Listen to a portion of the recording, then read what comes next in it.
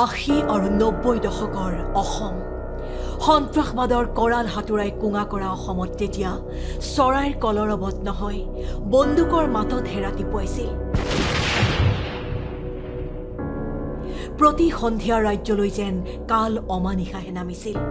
নামঘৰৰ দবা শংখৰ ধ্বনিয়ে নহয় গুলী বোমা বাৰুদৰ শব্দইহে প্ৰতি গধূলি বুকু কপাইছিল অসমবাসীৰ। ব্ৰহ্মপুত্ৰ বৰাকৰ পাৰত দপ দপাই জ্বলিছিল সন্ত্ৰাসবাদৰ জুই।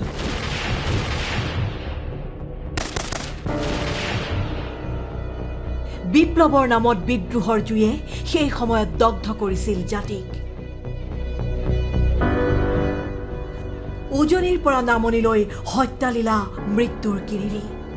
সন্ত্ৰাসবাদৰ কলা ধোঁৱাই আৱৰি ৰাখিছিল অসমৰ আকাশ। সেয়া আছিল তেজে ধোৱা সময়ৰ শ্বাসৰুদ্ধকৰ গাথা।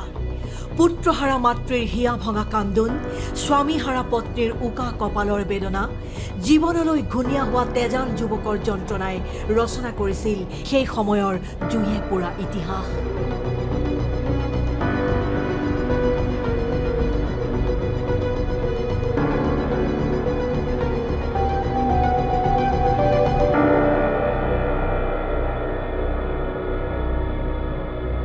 কিন্তু সময় সলনি হ'ল।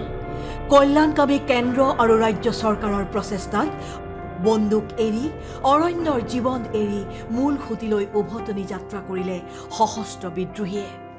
আজি আলফাৰ শান্তি চুক্তি আৰু আন চুক্তিসমূহে আমাৰ অসমখনলৈ শান্তি আৰু বিকাশৰ এটা নতুন ধাৰা নামাই আনিছে আৰু মই ভাবোঁ যে এই ধৰণে শান্তি প্ৰগতি অব্যাহত থাকিলে অসম ভাৰতৰ ভিতৰতে এখন শক্তিশালী ৰাষ্ট্ৰত পৰিণত হ'ব, দৰিদ্ৰতা নোহোৱা হ'ব, অসমলৈ এক ঔদ্যোগিক পৰিৱেশ উভতি আহিব আৰু অসমীয়া লোকৰ জীৱন ধাৰণৰ মান উন্নত হ'ব।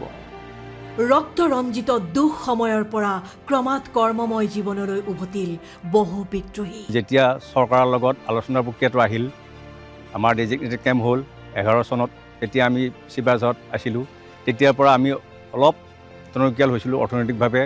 অসম চৰকাৰে যিটো আমাক মাহিলী ভাৰ্তা এটা প্ৰদান কৰিছিল, তাৰ পৰা আমি কিছু চলাত সুবিধা পাইছিলোঁ।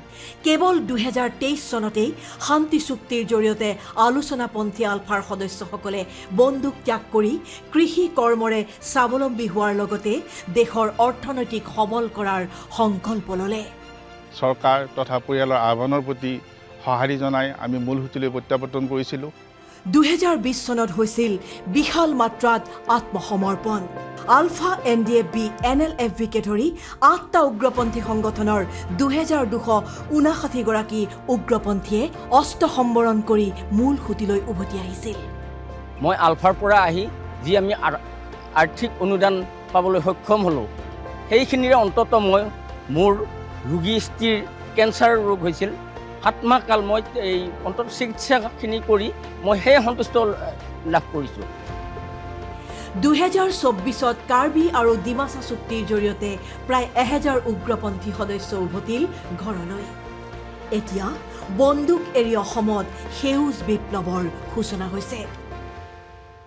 জাতীয় মুক্তি সংগ্ৰামখনৰ পৰা ওলাই আহি অসমৰ জাতীয় জীৱনৰ সৰ্বাংগীন উন্নয়নৰ ক্ষেত্ৰত আমি ইতিমধ্যেই আত্মনিয়োগ কৰিছোঁ।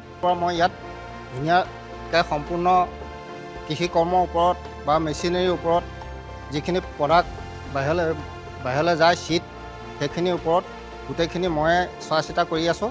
গুৱাহাটীৰ ৰাণী, গোৱালপাৰা, দুধনৈ, মংগলদৈ আদি স্থানত কৃষি উদ্যোগৰ জৰিয়তে সংস্থাপিত হৈ গণতন্ত্ৰৰ গৰিমাময় সময়ৰ অংশ হৈছে প্ৰাক্তন বিদ্ৰোহীসকল। সেইটো আমি নাভাবোঁ যে সহস্ৰ সংগ্ৰামৰ যোগেদি, অকল আমি বুলিয়ে নহয়, এতিয়া গোটেই পৃথিৱী পলিটিকেল চিনেৰী চেঞ্জ হৈ গৈছে।